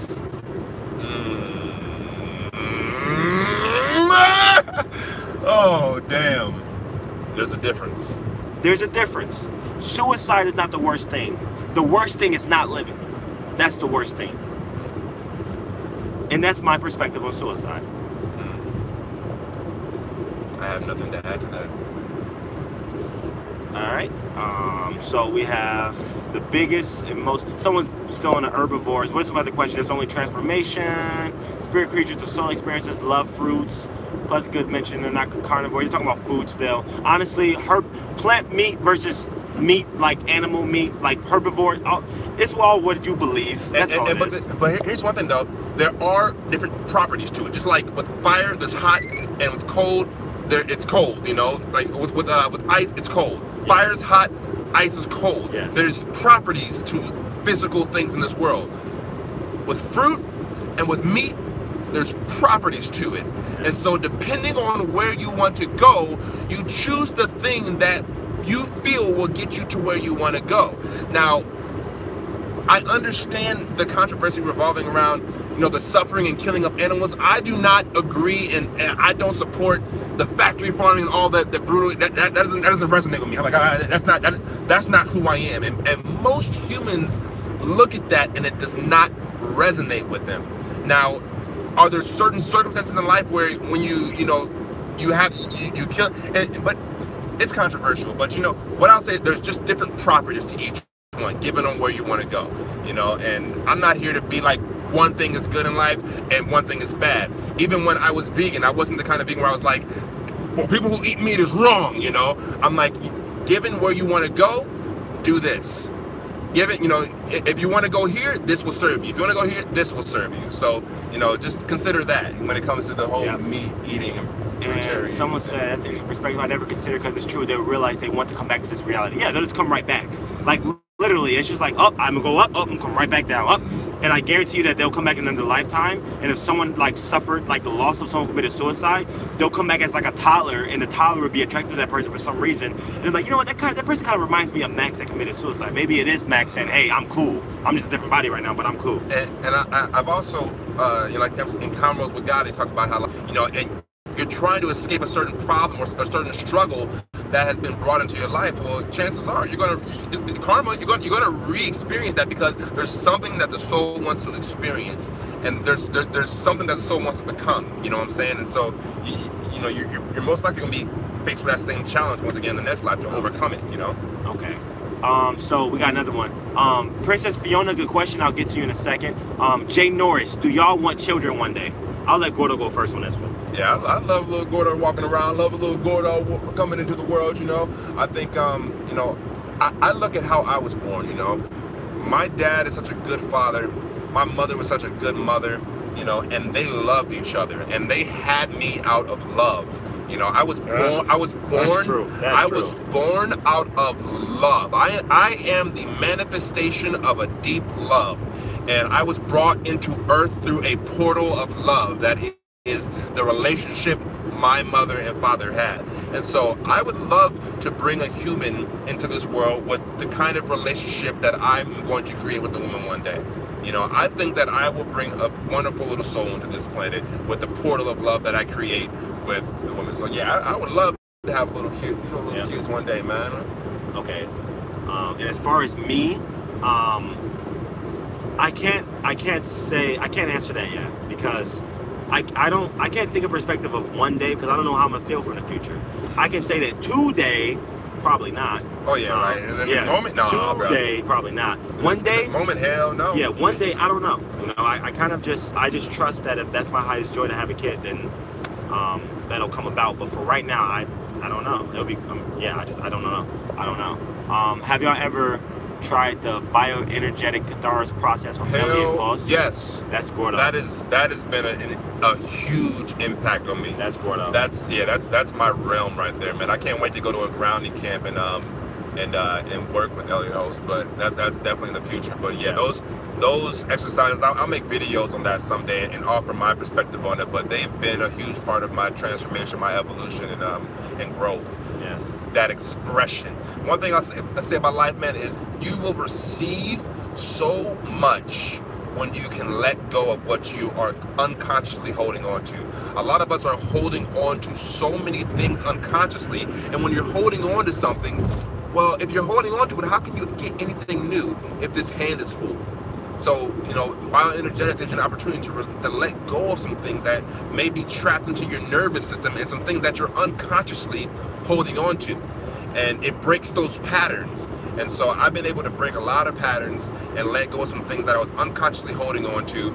And in doing so, it opened up a channel for me to be able to receive and express on a higher level. Letting go, gaining the ability to let go and to express is so powerful for one's evolution. I love it. It's a circle. It completes the circle. When you express from the heart and from the soul, it completes the circle because you're always receiving. You're always dancing with the universe. Princess Fiona said, "Do y'all think free will is an illusion?" Okay. No. Free will, honestly, we're so free that we can create the limitations upon ourselves. We are so free that we can create the illusion of not having free will. So even you asking, do you think free will is an illusion? You're exercising the free will to ask that question. You're exercising the free will to experience that. So free will is always there. Free will is infinite. Free will is life. Free will is eternity. You'll always have free will. That's one of God's certain promises. And the beautiful thing about the mind is, the mind, you can perceive everything from every angle. The mind is paradoxical. The yin and the yang. That's a mind thing. That's this physical reality thing. When your mind is engaged with this physical reality, the yin and the yang, it's this paradoxical nature. So I can see why you would say it's free will and illusion, because the mind is this freaking complex, intricate thing that allows you to experience, like he said, that allows you to create the illusion of not having free will, while you can also create the feeling of having free will. So it's all a thing. And Amani Starlight left the heart. I'm hungry. I'm getting kind of tired. It's like 10 o'clock here. Yeah. Amani Starlight left the heart. Yeah, we can wrap it up at 90 minutes. Yeah, 90 minutes. Wrap it up. 90 minutes, 8 minutes. Okay. Willpower is which turns thought. Willpower is that which turns thought into energy. Nah, willpower does not turn thought into energy, because thought is energy. Thought's actually the fastest, highest vibrating energy of the universe. So willpower allows you to express that thought in the physical reality. Thought focused. Yes. Willpower is condensed, concentrated, specific thoughts aligned. Bro, I'm an Avenger. Oh, look at you. You like the Falcon. Captain Punch. Oh, hell no. Falcon Punch. Falcon Punch. Falcon Punch. Falcon Kick. Yeah. Yeah. What's that from? Who's going to guess what that's from first? What video game is that from? What's that from first? Falco Punch. Falcon Punch. Y'all remember that? Okay, that's so off subject. Okay, what's next? Hey to all. Loving the live chat. Love you too. Super Smash. Got him. Got him. He said, babe, can I get a Big Mac? Message What was it? He took it back. What was that clip? I saw that. What was that? It's the message retracted. Gotta get a big back. Oh my God. Hey to all, love it in live chat. Love you too, D Studart. Love you. Get an Evolve shirt. Get an Evolve. I don't have it on right now, but get an Evolve shirt. I'll show mine. It's an Evolve shirt. Evolve. I got a bunch of different colors on there now, guys. I got white one. I got white one with black letters, red one with black letters. I got black one with white letters. Get ready to turn left. What's coming up soon? Come up left. Oh, camera died a little bit.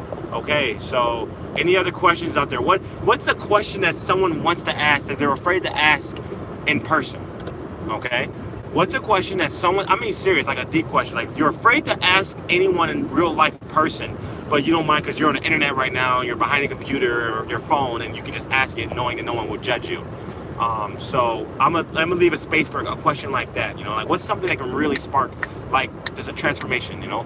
Lower 10 is the energy center of the body where center of gravity is.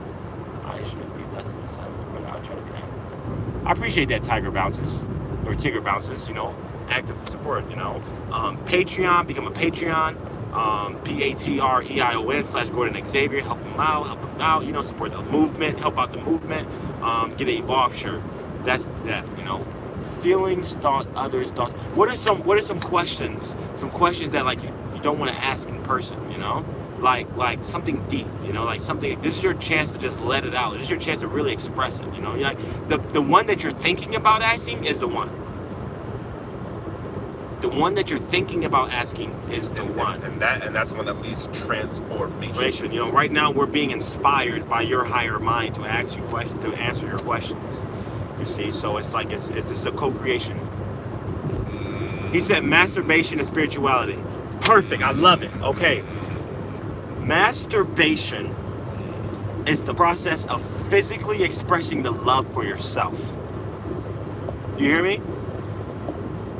It's the process of physically expressing, it's loving yourself. That's what it is, okay?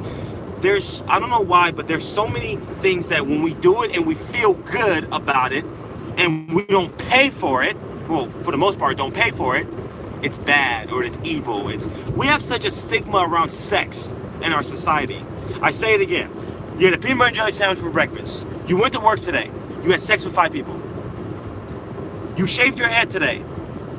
You drove your car around today. You masturbated this morning. All of those circumstances should not spark an emotion in you. But if any of them do, that's the stigma that society's put on us. Masturbation is perfectly fine.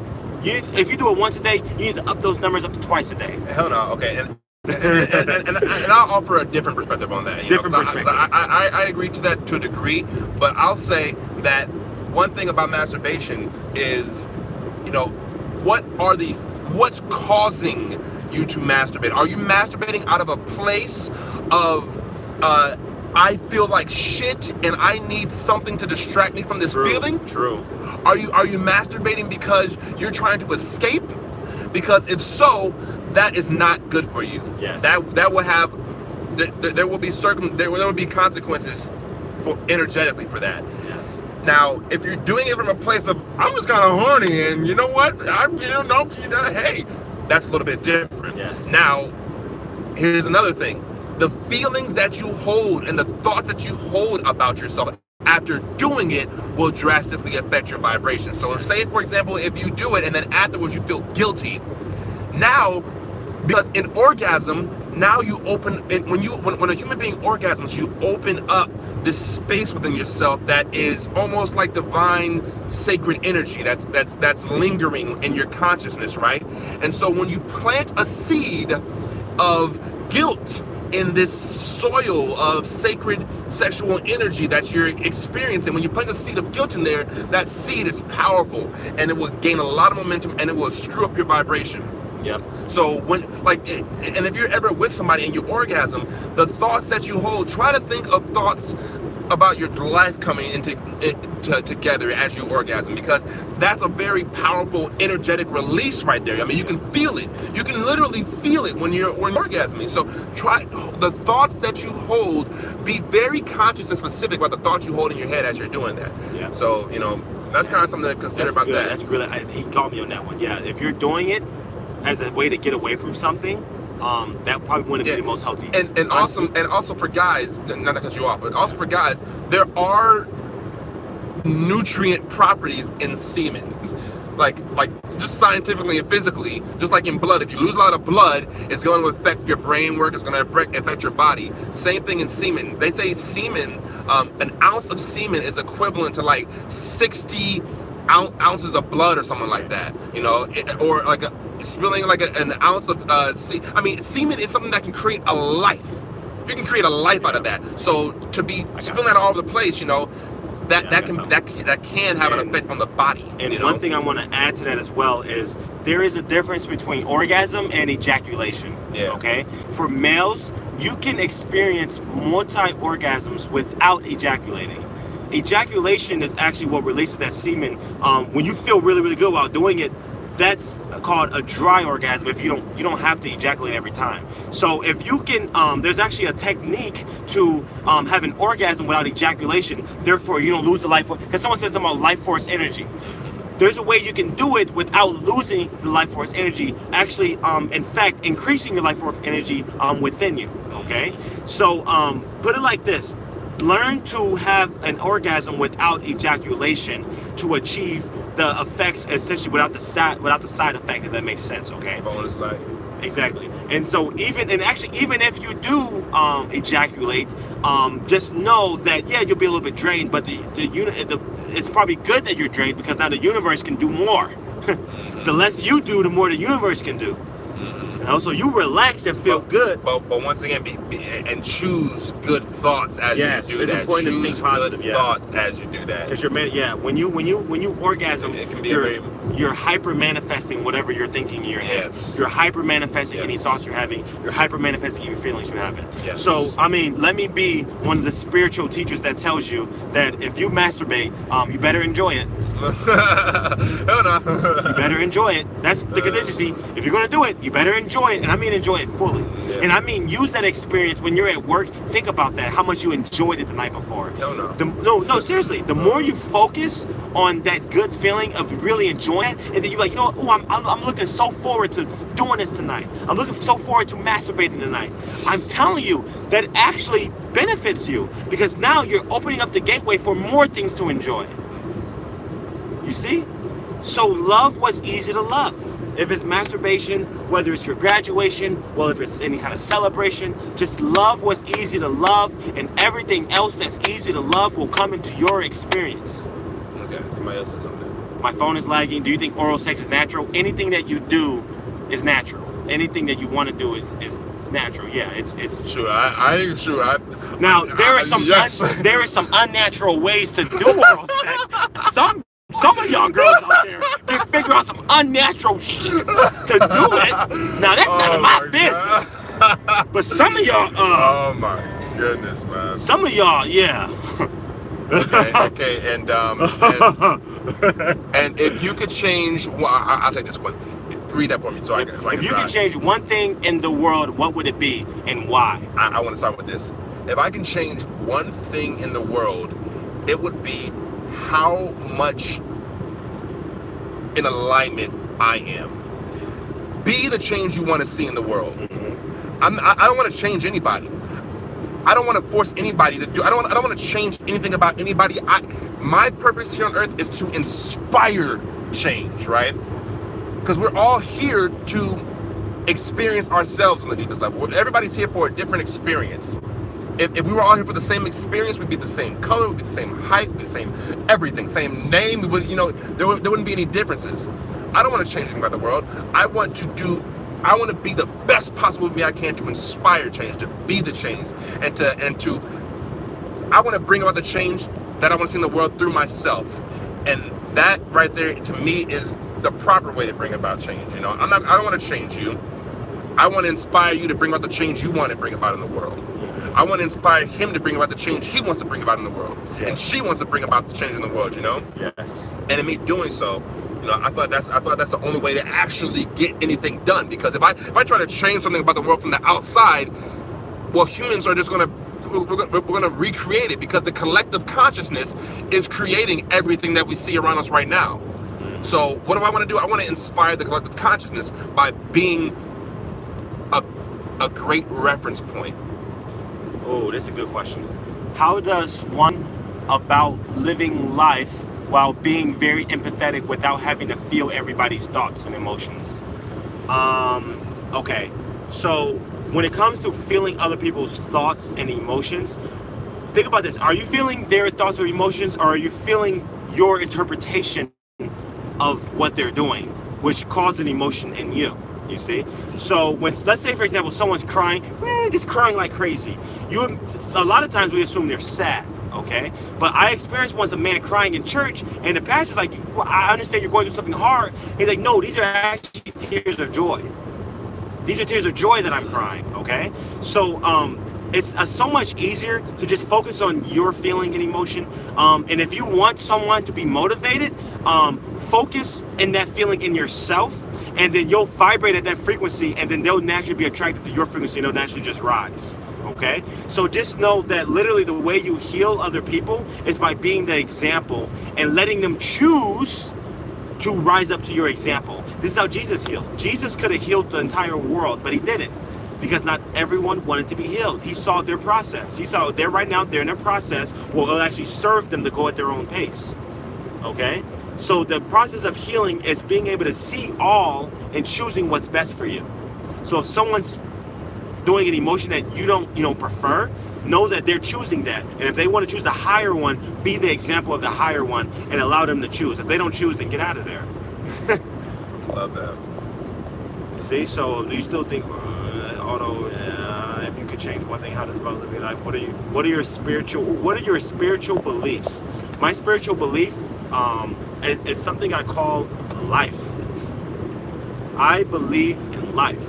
A lot of the things I speak on are observably. You can just observe it. Scientists don't preach much.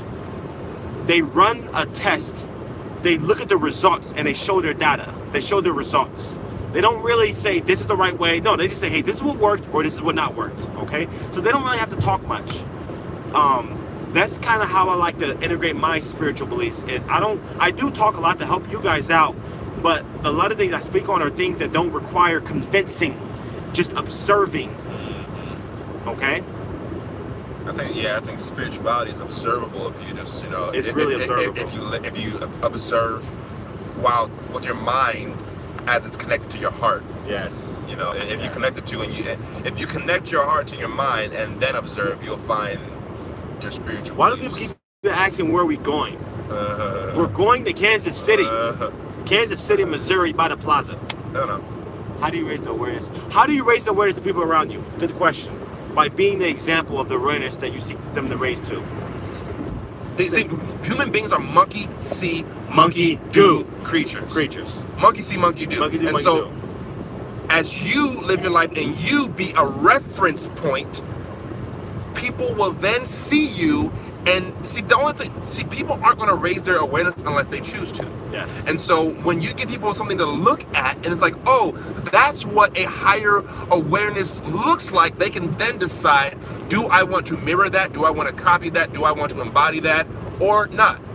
And so the best way to raise the awareness of people around you is to raise your own awareness. Okay. And then share what you love, share what you learned.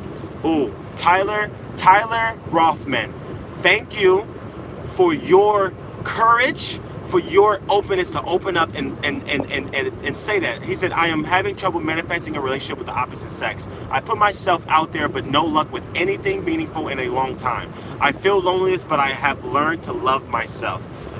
Tyler Rothman, I acknowledge you, and I tell you that you're on a path, okay?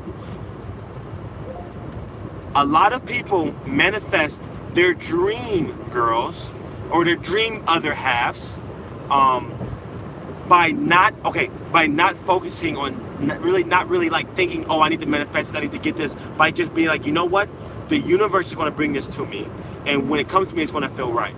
And every time you think about it, and every time you like kind of think like, oh, I don't have this yet, oh my goodness, this is what's coming, well, I'm learning to love myself, it's a process, but you're actually slowing down the manifestation, because the frequency of your dream girl is the frequency of you at your best. The frequency of you like, you know what, she's coming. I know she's coming. When? I don't care, because I'm having so much fun with myself right now, and in my own thoughts and my own striving and my own goals. Then that'll just come. Okay, I call it cross manifesting. Okay, when I want to manifest money, I feel good about my friends, I feel good about like learning, I feel good about education, and I know that my money vibration is on that higher frequency of what I actually want, so that'll come into my life. If I wanted to attract a spouse, I would simply ask universe, hey God, I will greatly appreciate it in my life, in the near future preferably, but I'm gonna let you take care of that. Meanwhile, I'm gonna focus on the family that already loves me. I'm gonna focus on playing my video games. I'm gonna feel good what's good to feel good about, and you'll be in awe at how fast a woman manifests into your life. And I'll add on to that, and I don't know if you watched my video. I have a video on how to attract the love of your life. I made a video on that, so check that out, because it's really good, you know. It's video on it, yeah. Check it out. But one thing I'll add on to what he just said is, you know, appreciate what's around you, because here's what I've noticed in my own experience, right? When you experience, when you begin to focus on the things that you're grateful for, you know, just try this out tonight. Get a pad and paper and list out as many things as you possibly can that you're grateful for. And as you list out each one, feel gratitude for it, and try to stretch it a little bit. You know, think about the small things, think about the little things, think about your legs, think about how amazing it is that you have legs. Think about how, if you can't think of something if you can't think of things to be grateful for, think about things that you have already, that what would life be like without them. And when you begin to think about what life would be like without them, you'll realize, holy crap, hold on, wait a minute, I'm grateful that I have these. You know, think about life without legs. Yeah. Man, how beautiful it is once you realize how, you know, that you have them, you know. So, and the more you begin to experience and hold in your vibration the feeling of gratitude, the more the universe will respond to that. And the universe will say to you, okay, he's grateful for what he has.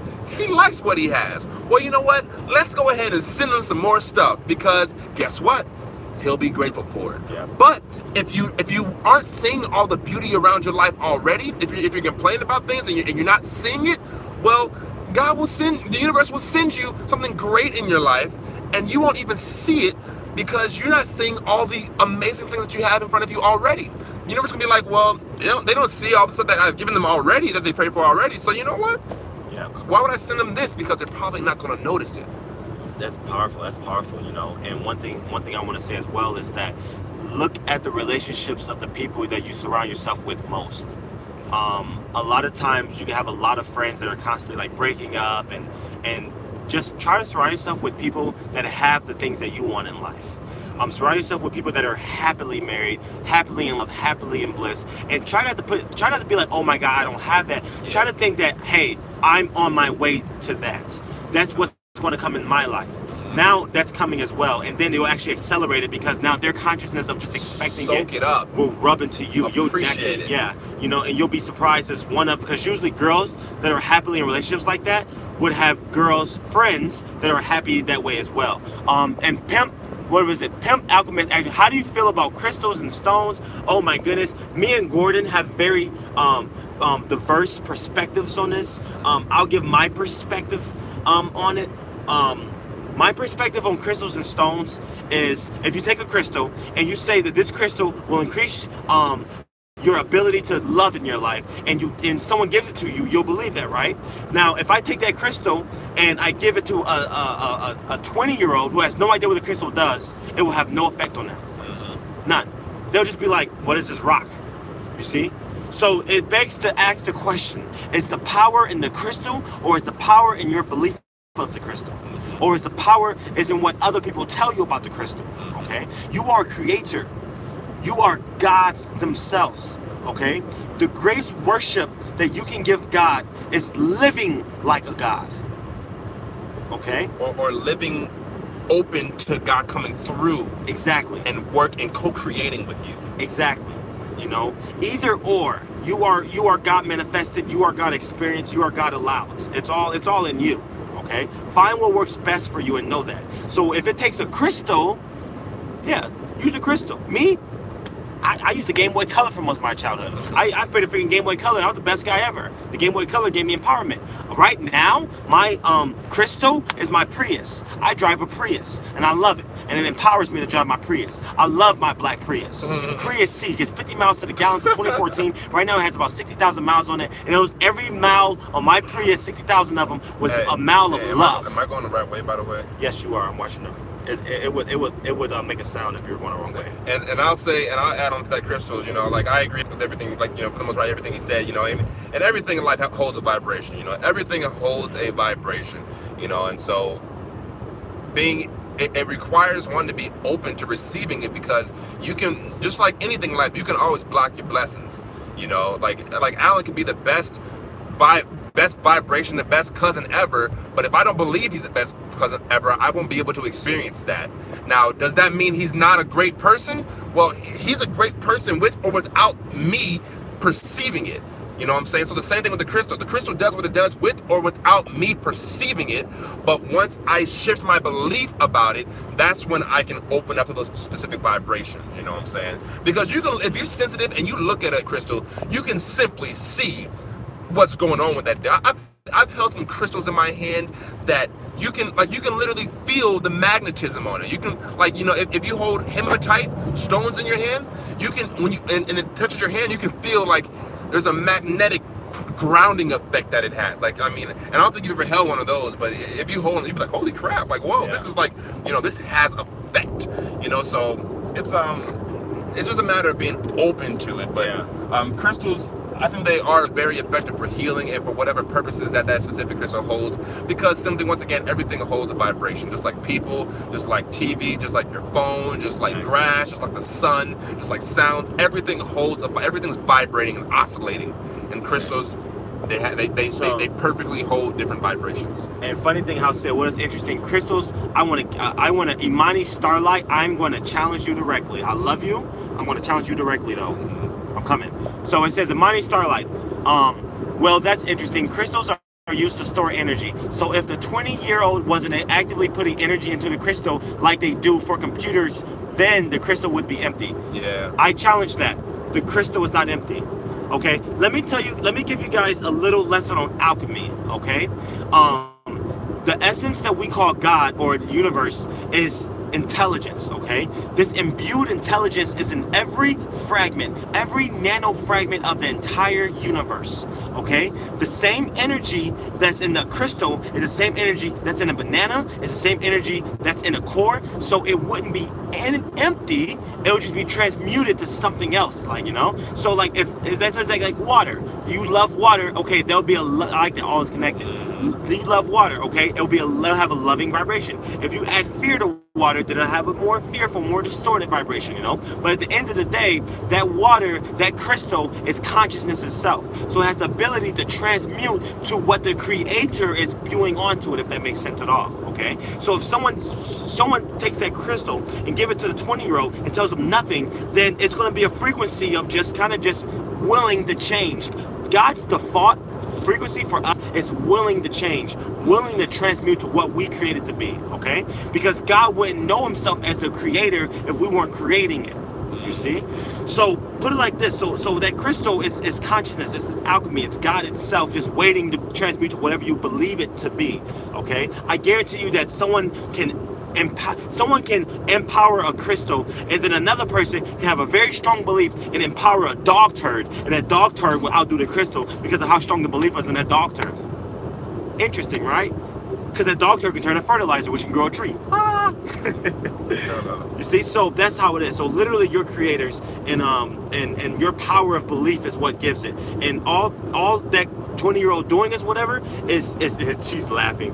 All the 20-year-old doing is just giving you reasons to believe it more, you know? So it's all in you. You're already complete, Imani. Just know that, you know? But I like that, though. I like that. If you have something, good night, Tyler. Keep it all. If you have something, you know, you like to say about that, Imani, come on, let's go. I'm here all night, Imani. I'm here all night. We got still an hour to go. You feel me? I'm right here. Oh, I'm all yours, Imani. Starlight. Oh, my. All right. That's the energy right there. Energy. if they had watched any of Terrence McKenna, I don't know what Terrence McKenna is. What was your question? Terrence McKenna's dope. It's dope. The last 6 questions have just been skipped. Okay, Danimo. Ask him Danimo. Danimo. I'm going to Danimo. I'm finding Danimo. Danimo the animal. Danimo the animal. Danimo the animal. Danimo the animal. Danimo the animal. Wow, it's way up there. Have you guys watched Terrence McKenna? I've watched a little bit. I can definitely do more. One of my good friends, Patrick Weiner, he's really, really big into Terrence McKenna and has learned a lot from him. But honestly, in the last year, man, I haven't really been absorbing too much external content. You know, I've just been really observing my own life and myself, you know, and the people around me and building relationships. So I haven't really been absorbing too much content. Yeah. And then he said opinions on psilocybin mushrooms. Yeah. I've had experiences, and you know, they can be they're a great tool. You know, in my opinion, I believe.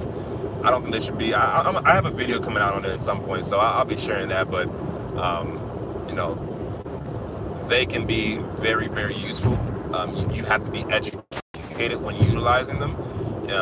There's a lot of area to go into, and that's my brain is turning to mush from this live chat. So yeah. I'll talk more on that in a video coming up soon. All right, I'll give you the full deets about psilocybin mushrooms. And Danimo the animal also said, have you looked into the lower Tan Tien? It's the energy center of the body and where our center of gravity lies.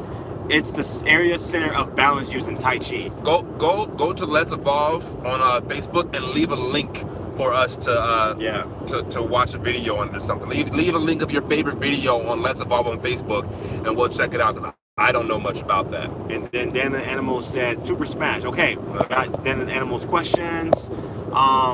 We'll do. Thanks, guys. You're the best, Dan the Animal. Animal. We didn't mean to skip you. You know, we just so many questions been thrown at us. We're doing our best, man. We love you, Danimo the Animal. Danimo the Animal. Next time I see you, I want to see you in an Evolve shirt. Will you wear an Evolve shirt? Will you do that for me, Danimo the Animal?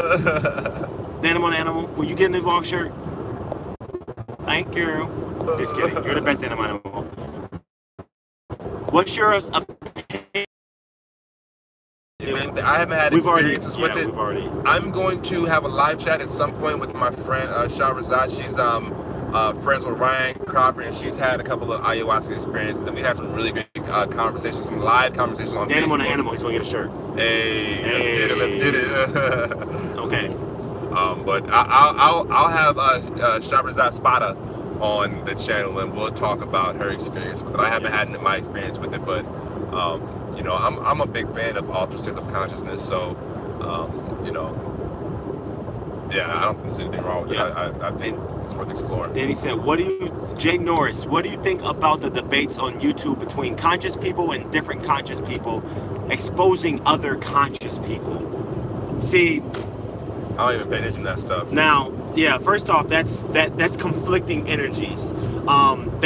There's a lot of ego in those. The moment someone says someone's exposing somebody, there's ego involved. There's ego involved. Because if they feel like they have to empower themselves by showing someone else another side or anything, that's trying to say I'm better than this person by putting them down. Yeah. See? In reality, most of them, all of them are actually right. You know, all of them are right. They're all different perspectives. They're all right. You know, it just depends on like they're succeeding, but what are they succeeding at? You know, what direction are they going? Okay, like someone's perspective could be going to Canada, someone's perspective could be going to Mexico. Now it just depends on where you're going. Okay, so if someone says like if someone says meat is bad, okay, for someone trying to be a vegan, that may serve them. For someone that's trying to, you know, get swole and eat a bunch of beef to do it and get meat protein and eat a lot of meat, then that wouldn't serve them at all. You know, not saying that you can't get plant protein, which plant protein is phenomenal, but if someone wants to be a meat eater, then that's a serve them, you know? So let's not think of life as something that's right or wrong or good or bad, but where are we going with it? Like, once again, I would say, I am the perspective of freedom, okay? I am experiencing what we call freedom. So everything that I say will be through the perspective of going towards freedom. All Gordy needs some Red Bull. Yeah, he's probably tired. Drive. I've had a like experience with UFO, and it was intense. But Ayaz expanding the universal consciousness and Princess Fiona. I find it amazing. All right, guys. Well, hey, we're gonna come to a close here shortly. You know, we've been at this for almost 2 hours now. We've literally been in the movie, and great questions, guys. Reflect on this, ponder on this. Man, but if there's any final thoughts or final deep questions anyone want to ask at all, any ideas, any insights, if there's anybody on here that hasn't hit the like, hit the thumbs up button, go ahead and hit that thumbs up button real quick. Give this some engagement for the fam out here. Yep. You know, and Pimp Alchemist says, I'm off to create. There we go. Yep. And so yeah, nice. I love it. Y'all are amazing. Thank you, Amani Starlight. Thank you. Much love. You know, hit the like button on this video, please. You know, everyone hit the like button. And I know Willow Smith music. It's about astral projecting. She's absolutely phenomenal. She's woke. Will Smith raised them woke. It is Willow Smith is phenomenal. Jaden Smith is phenomenal. They are woke. It's great to have that. Super inspiring. Thank you guys. Thank you guys. Glad you got that out of this. Yeah, you know, because this has been my jaw hurts. Oh my goodness. So we're gonna have a last 15 seconds. You know, last minutes. Thank you. Hey, Stephen Lowry. Thank you. Love you, man. Thank you guys. Princess Fiona, I love you. I'm your Shrek right now, Princess Fiona. I am your Shrek. Fiona, I'm your Shrek right now, Princess Fiona. Just know that. Awesome, Edwin. Thanks, guys. Safe travels. Thanks both of you. Peace. All right. I think that's a wrap. All right, guys. We're checking out. Much love, y'all. Be easy. Go hop on that Patreon. Get you a ball shirt, all that good stuff. You know what I'm saying? Yep. Patreon.com. P shirts, link in all his bios and everything. As far as me, you'll see me on more of his live streams. More of this is Alan J Big, Alan ALENJBIG. It's everything. Hey, shout out to Daniel when they just got to the box. Yeah! Thank you. Thank you, man. Appreciate it, man. Welcome to the squad. Welcome to the squad. Got an Evolve shirt. Got an Evolve shirt. All of us gonna link up and take a picture. Animal got an Evolve shirt. That's what I'm talking about. Welcome to the squad. You know, literally, because that word vibrates. And that word vibrates. Yes, and those Evolve shirts are nice, bro. They're fitted. They're premium material. That they're really nice. Like they don't shrink when you wash them. They're nice. So if you get an Evolve shirt, it'll literally vibrate those words on you. So you'll always wear that. So it'll literally cause you to evolve just while wearing it. You know, just got an Evolve shirt. Phenomenal. What's up, man? Love it. Animal. You're my hero. Thank you. Thank you, Tigger Bounces. Safe drive. Thank you so much. Appreciate all of this. Animal. The fact that you got an Evolve shirt on this live stream, you're our heroes. Thank you. Get your Evolve shirts. Gordon got the link all in his bio and everything. You can get all of those. All right, and then I think we're going to peace out. All right, guys. Much love, y'all. Much love. Peace out. All right. You know, and we are. How you end this? Hit the X in the corner. Hit the X. Hit the X. Okay.